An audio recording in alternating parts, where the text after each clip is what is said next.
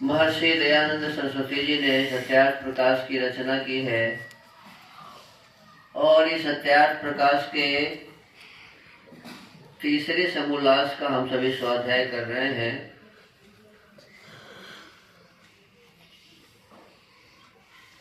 आज इसमें सांख्य सूत्र के माध्यम से कुछ बताया जा रहा है।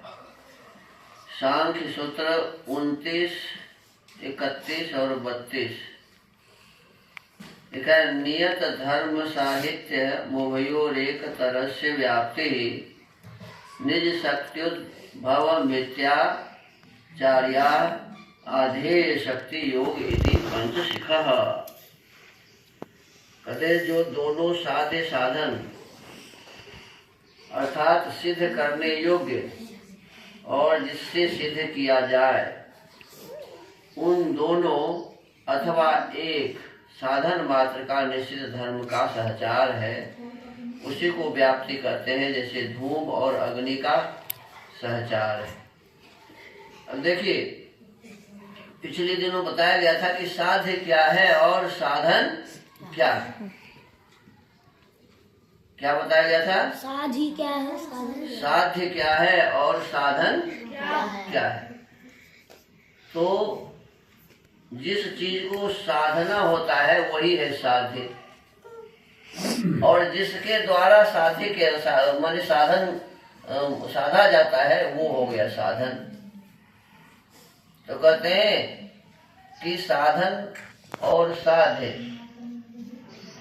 इस दोनों में एक दूसरे का सहचर है। क्या कहते हैं? एक दूसरे का सहचर है। अब देखो, यहाँ बताया जा रहा है कि जैसे धुआं है, धूम, और अग्नि है, आग है, तो ये दोनों एक ही के साथ है। आग के साथ ही धुआं होता है। धुआं कहाँ होता है? आग के साथ। आग के साथ ही होगा। आग न हो तो धुआं हो सकता है? नहीं। इसलिए आग के साथ धुआं होता है, इसलिए इसके उसका सहचर कहा गया। क्या कहा गया? धूम और अग्नि का सहचार तथा व्याप्त जो धूम उसकी निज शक्ति से उत्पन्न होता है। अर्थात जब देशांतर में दूर धूम जाता है, आग में से उठ के ऊपर की ओर जाता है ना, जब धूम दूर जाता है तब बिना अग्नि योग के भी धूम स्वयं रहता है। देखो, आग में तो धुआं है, लेकिन अब आग से अलग होकर ऊपर चला गया तो तब धुआं है कि नहीं है? तो वहां धुआं में आग है कि नहीं? धुआं में आग। कहते हैं देशांतर में दूर धूम जाता है तब बिना अग्नि योग के भी वहां आग नहीं है, अग्नि का योग नहीं है, फिर भी धूम स्वयं रहता है, धुआं रहता है। उसी का नाम व्याप्ति है। इसका नाम क्या हो गया? व्याप्ति है। अर्थात अग्नि के छेदन भेदन सामर्थ्य से जलादि पदार्थ धूम रूप प्रकट होता है। देखो, आग में से जो धुआं निकल रहा है वो असली क्या है? वो असली वो जल है। असली क्या है जी? धुआं जो निकल रहा है वो क्या है? असली वो जल का स्वरूप है। कहते हैं कि अग्नि में जब छेदन भेदन हुआ तो जलादि पदार्थ धूम के रूप में प्रकट हो गया। क्या हुआ जी? धुआं के रूप में प्रकट होता है। जैसे महत्वादि में प्रकृत्यादि की व्यापकता। अब देखो, सत्वगुण, रजगुण, तमगुण, ये 3 गुण है ना, सत्वगुण, रजगुण, तमगुण। ध्यान दीजिए इधर, सत्वगुण, रजोगुण और तमोगुण, ये तीनों गुण जो है इसी से महत्त्व बनता है। जैसे क्या बनता है जी? सत्वगुण, रजोगुण, तमोगुण को एक साथ बोलते हैं प्रकृति। क्या कहते हैं? और प्रकृति से महत्त्व बनता है। प्रकृति से क्या बनता है? तो महत्त्व में प्रकृति है कि नहीं है? महत्त्व में प्रकृति है कि नहीं है? है ना? कहते महत्त्वादि में प्रकृति आदि की व्यापकता। प्रकृति आदि की व्यापकता महत्त्व आदि में है। जैसे हमारा जी आंख है, कान है, शरीर है, ये सब में प्रकृति है कि नहीं है? प्रकृति सब में क्या है? व्यापक है। प्रकृति सब में व्यापक है। तो प्रकृति आदि की व्यापकता, बुद्धि आदि में व्याप्यता, धर्म के संबंध का नाम व्याप्ति है।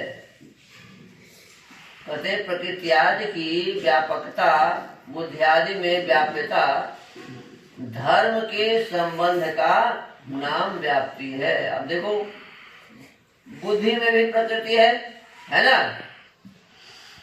तो ये व्याप्तता धर्म हो गया। क्या हो गया? व्याप्तता धर्म। बुद्धि में भी, महत्त्व में भी प्रकृति है, इसी को कहते हैं व्याप्तता धर्म। तो बुद्धि आदि में जो व्याप्तता धर्म के संबंध का नाम, इसी को कहेंगे व्याप्ति। इसी को क्या कहेंगे? वो जो मिला हुआ है, व्याप्त माने मिला हुआ है, उसी को कहते हैं, उसी का नाम है व्याप्ति।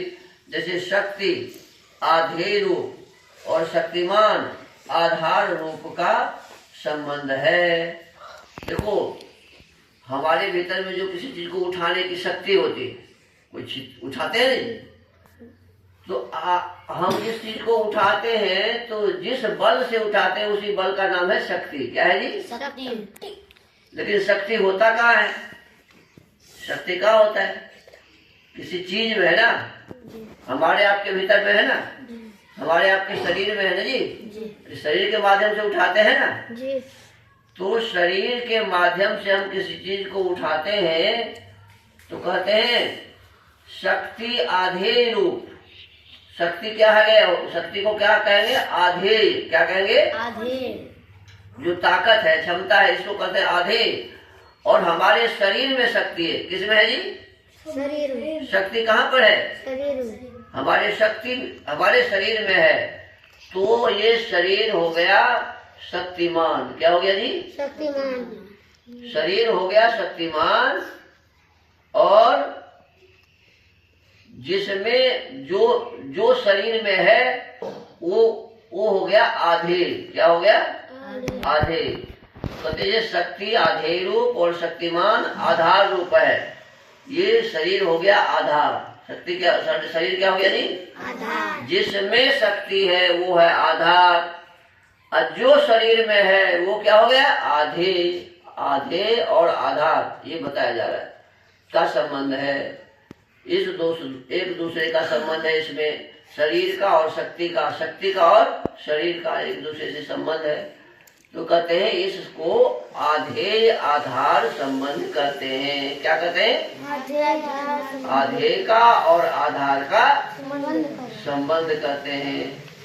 और कहते हैं इत्यादि शास्त्रों के प्रमाण आदि से परीक्षा करके पढ़े और पढ़ावे। इसी प्रकार एक एक विषय वस्तु को जैसे यहाँ बताया गया है, इसी प्रकार से पढ़ने और पढ़ाने का नियम है। हमको ऐसे पढ़ना चाहिए और पढ़ाना चाहिए, अन्यथा विद्यार्थियों को सत्य बोध कभी नहीं हो सकता। जब इस प्रकार से न पढ़ाया जाए दर्शन आदि को, तो उन्हें सत्य का बोध नहीं होगा, अर्थात सत्य का ज्ञान नहीं होगा।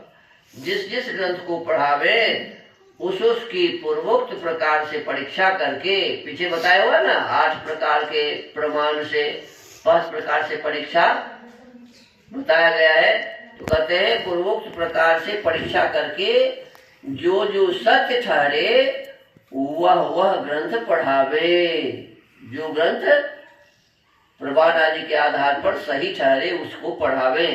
जो इन परीक्षाओं से विरुद्ध हो उन ग्रंथों को न पढ़े और न पढ़ाए,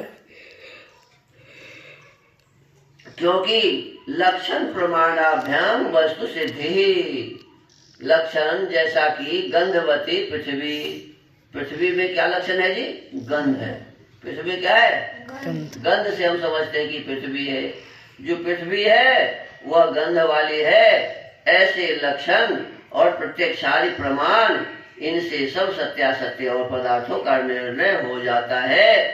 इसके बिना कुछ भी नहीं होता। तो इस प्रकार से हम सबने पठन पाठन के नियम को जाना है। अब नियम को तो जान लिया, लेकिन अब है कि कैसे पढ़ना चाहिए और कैसे पढ़ाना चाहिए, ये विधि, अब विधि आगे बताया जाएगा। तो आज के इस सत्यार्थ प्रकाश के स्वाध्याय के क्रम को यही विराम देते हैं। ओम।